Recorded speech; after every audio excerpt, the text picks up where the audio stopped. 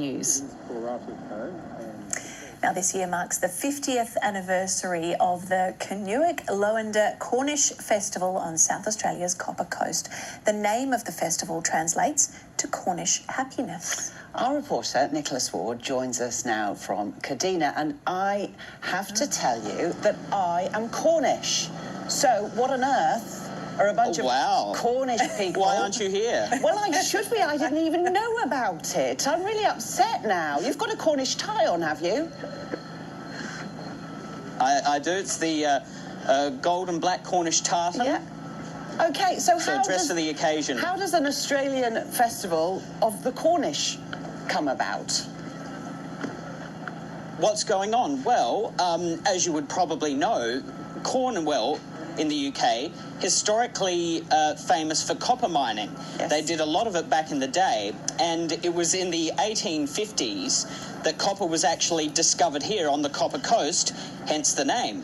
So once that discovery was made, you actually saw a very substantial migration of people specifically from Cornwall to this part of South Australia on the upper Yorke Peninsula. So they initially went to the town of Burra on the Goyder line, which is in the state's mid-north, and then came here when copper was discovered. So you've sort of got a triangle, it's called the Copper Triangle, of towns of Wallaroo, Moonta and Kadina, where I am today. And that copper heritage has endured, and we all know about Victoria's gold rush. Well, South Australia didn't have a gold rush so much as a copper rush. And you can see the wealth that was created from that, which has sort of led to this part of the state being a bit frozen in time in the Victorian era. And that's sort of a bit of a theme of the Kernewek Lowender, where people like to sort of dress up and celebrate the time as it was then, but also the Cornish heritage. And you better believe there are pasties aplenty, swanky, brew, all the good stuff. And I'm actually joined today by the organiser of the festival, which happens every 2 years. It's very exciting because we're actually in the 50th year. And this is Lynn Spurling, organiser of the festival. How's it gone so far? Well, we've been thrilled at the number of visitors that have come to visit the Copper Coast and to experience this wonderful festival with us. So we kicked off on Monday. It's a 7-day festival, and we've had a large number of events that people can come along to, and it continues right through the weekend.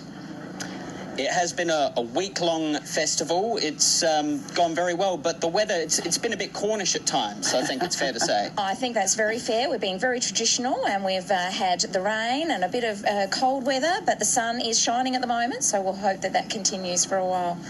Very on and off. Now, what was it like taking on the responsibility of organising this festival in its 50th year? Well, the festival started in 1973 when, as you said, it was a reason to commemorate our heritage and our culture, and we're known as Australia's Little Cornwall, so it's a great way to celebrate that. I myself have been involved since 1987, and I've been president. This is my 5th time as president, so lots of experience, and we learn and change things along as we go, but I couldn't do it without the huge number of volunteers and the people behind the scenes that make it all happen. What sort of events have we seen and can we expect to see before the festival wraps up tomorrow?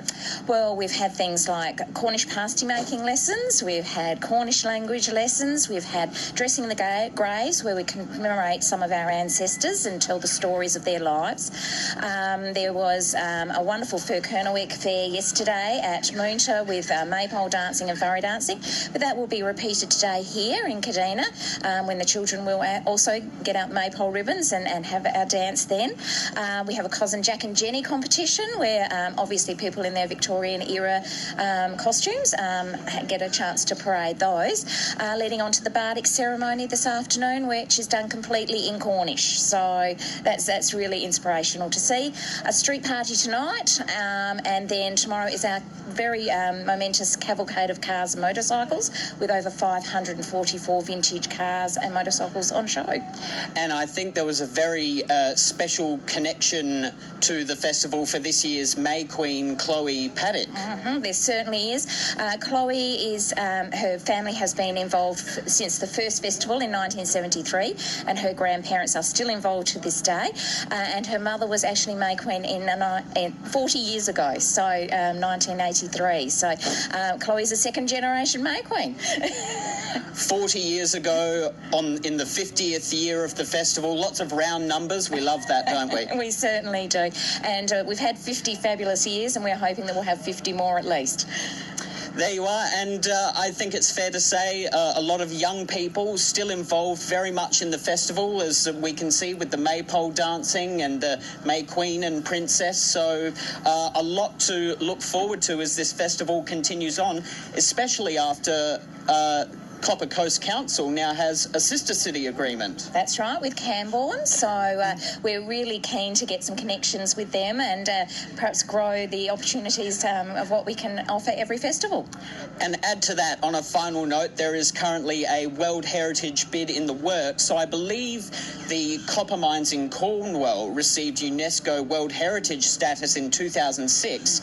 And now there's a push here in the Copper Coast to get the Moonta mines, as well as those in recognised in the same way. How would this help? Well, we've already got recognition as nationally heritage listed, which is just fantastic. But that World Heritage listing would just put us on the map, I think, and probably attract more people to our area to experience what we have. Absolutely. Well, plenty to see and do, so come check out the Cornish Festival, Kernewek Lowender. We will. Nicholas, get me an invite, won't you, for next year, and I'll come and meet some of my Cornish friends, and also bring me back a pasty, if you don't mind. Absolutely. I'll take a pasty too. Yeah. So going next year, no doubt, will be top of your agenda. Oh, no, 2 years' time, he said it was. 2 years' time. Yeah. What would be the first stall that you would visit? No question, the pasty stall. Or the maypole? Yeah, I did a bit of maypole dancing in my school days. I want to see video evidence of that.